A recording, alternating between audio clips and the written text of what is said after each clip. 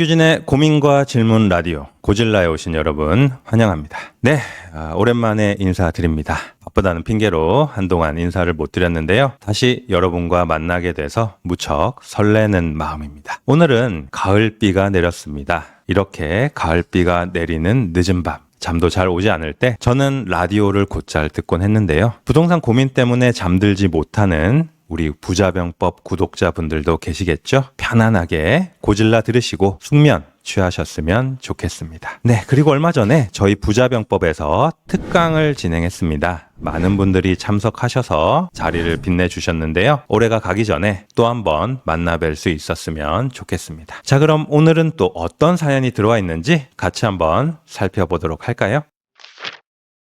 안녕하세요. 저는 현재 과천에 거주하고 있는 두 딸의 아빠입니다.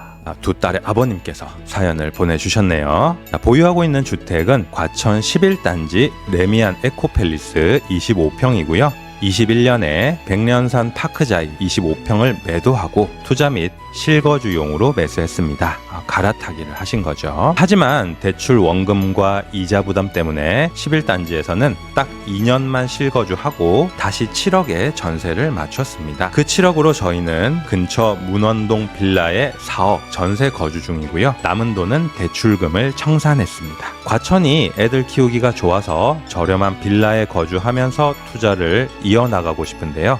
과천, 애들 키우기 정말 좋죠. 고민은 이겁니다. 11단지 보유하면서 만약 현금 1억 8천 정도로 당장 소액 투자를 한다면 어디에 투자하는 게 좋을까요? 아니면 11단지를 매도하고 자금을 모두 모아서 8억 5천에서 8억 8천 정도로 투자를 한다면 어디를 사야 할까요? 아니면 제가 생각 못하는 더 좋은 방법이 있을까요? 너무 고민입니다. 라고 사연을 남겨주셨네요.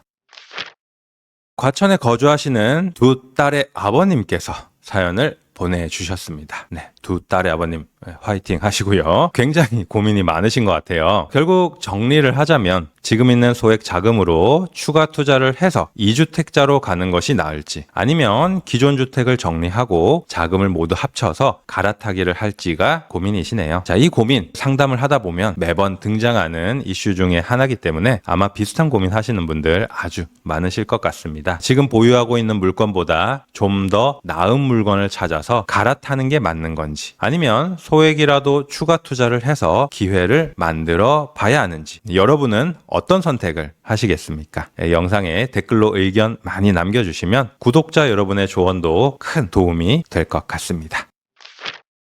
그럼 거두절미하고 바로 제 의견을 말씀드리면요. 제가 드리는 추천 의견은 소액이라도 비아파트 투자를 통해서 기회를 만들어 보는 것입니다. 이렇게 판단하는 데는 두 가지 이유가 있습니다. 첫 번째는 갈아타기의 원칙에 어긋나기 때문이고요. 두 번째는 서울에 비아파트 소액 투자를 한다면 지금이 바로 기회이기 때문입니다. 우선 사연 주신 우리 구독자분께서 보유하고 계신 물건이 레미안 에코팰리스 25평이죠. 지난 21년에 백년산 파크자이를 매도하고 이 단지로 갈아타셨다고 하셨는데요. 이렇게 결단을 내리는 것이 결코 쉽지 않은 일인데 아주 정석대로 잘 움직이셨거든요. 제가 첫 번째로 갈아타기에도 원칙이 있다라고 말씀드렸는데 이 원칙이 뭐냐면 1주택에서 그 주택을 매도하고 갈아타기를 한다. 이럴 때에는 무엇보다 얼마나 상급지로 이동할 수 있느냐가 가장 중요하다는 것이죠. 즉 비슷한 입지로 갈아타기를 할 거라면 차라리 안 한 것보다 못하다라는 얘기입니다. 그런데 우리 구독자분은 시장이 굉장히 뜨거웠던 21년에 당시 2년차 신축이었던 백년산 파크자이를 매도하고 과천으로 갈아타기를 하신 거예요. 이 갈아타기는 원칙에 아주 잘 맞죠. 그리고 아주 정석적으로 움직인 갈아타기가 되는 겁니다. 그럼 지금도 마찬가지입니다. 과천 11단지를 매도하고 갈아타기를 한다고 가정을 했을 때 지금 사연 주신 구독자분처럼 추가 자금을 크게 투입할 수 없는 상황에서 얼마나 더 상급지 물건을 매수할 수 있느냐 이 부분을 생각해 봐야 된다는 거죠.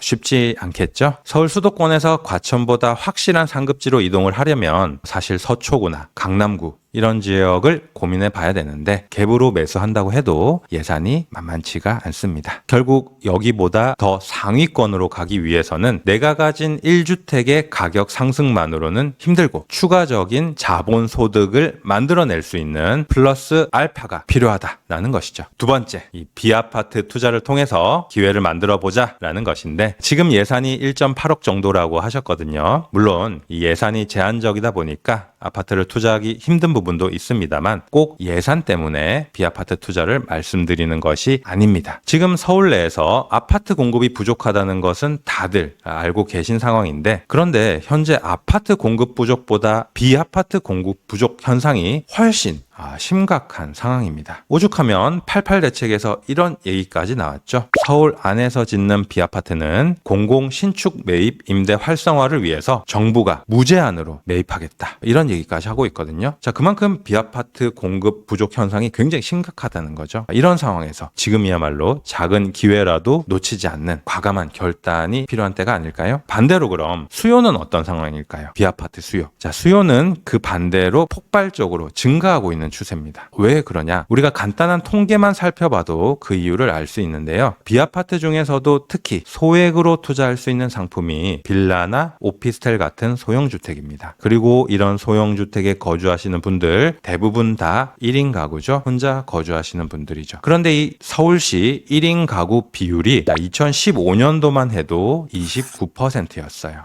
이것도 사실 적은 수치는 아닌데요. 작년 기준으로는 이 수치가 무려 39%까지 올라왔습니다. 8년 만에 거의 10%나 증가했다는 것이죠. 작년 기준이니까 지금은 더 높지 않을까 싶은데요. 한 10가구 중에서 이제 4가구는 혼자 사시는 분들이다. 이렇게 봐야 되는 겁니다. 그러면 결국 공급 부족과 이런 수요 증가 이 두 가지 요인이 작용했을 때 시장이 어느 방향으로 움직일지 우리 다들 알고 계실 거라고 생각이 됩니다. 다만 이 빌라 같은 상품들은 아파트와는 다르게 같은 지역 내에서도 물건에 따라서 개별성이 워낙 강하다는 특징이 있습니다. 그래서 사실 처음 투자하시는 분들은 어려움을 많이 느끼시는데요. 계속 관심을 가지고 공부를 하시다 보면 좋은 기회가 있지 않을까 생각이 되고요. 저희 세미나에 참석해 보시면 많은 도움이 되실 겁니다. 우리가 사는 세상이 저축만 해서는 잘 살기 힘듭니다. 부지런히 모은다고 원하는 집을 살 수 있는 것도 아니죠. 오늘 사연 주신 구독자분도 과천이라는 좀 더 상급지로 갈아타기 잘 완료하셨지만 지금부터가 또 중요한 것 같습니다. 오늘 의견 드린 내용 잘 참고하셔서 좋은 결정 하셨으면 좋겠고요. 두 딸을 위해서 좀 더 안전하고 편안한 보금자리를 꼭 마련하시길 바라겠습니다. 지금까지도 잘 해오셨으니까 앞으로도 좋은 결과가 있으실 거예요.